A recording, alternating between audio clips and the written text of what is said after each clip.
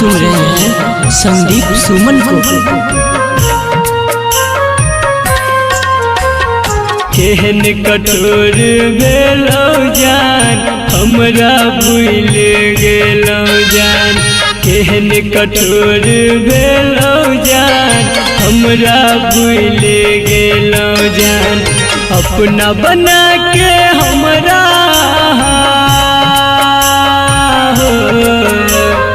अपना बना के हमरा दिल से निकाल देलो जान। केहन कठोर भेलो जान हमरा भूल गेलो जान, केहन कठोर भेलो जान हमरा भूल गेलो जान।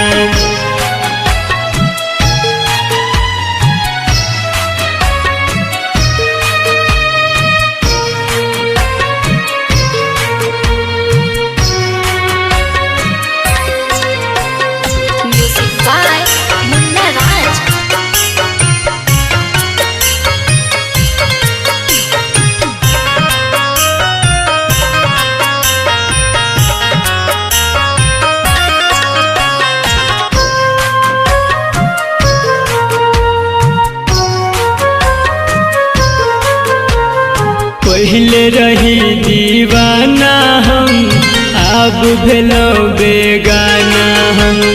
दुनिया सतेते जब हमरा सहबै को नाताना हम। पहले रही दीवाना हम अब भेलो बेगाना हम। दुनिया सतेते जब हमरा सहबै को नाताना हम। जिंदगी जिए के सहारा हमार हो, जिंदगी जिए के सहारा हमर बस एकटा छेलो जान। केहन कठोर भेलो जान हमरा भूल गेलो जान, केहन कठोर भेलो जान हमरा भूल गेलो जान।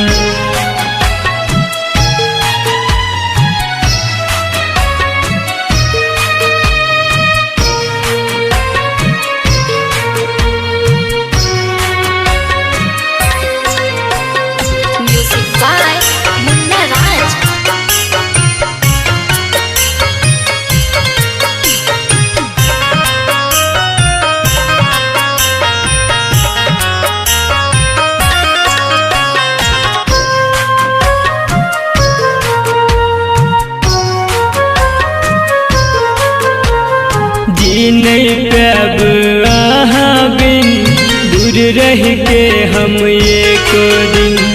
हंसी खुशी सब हमर कोना कऽ लेलो अहाँ छिन।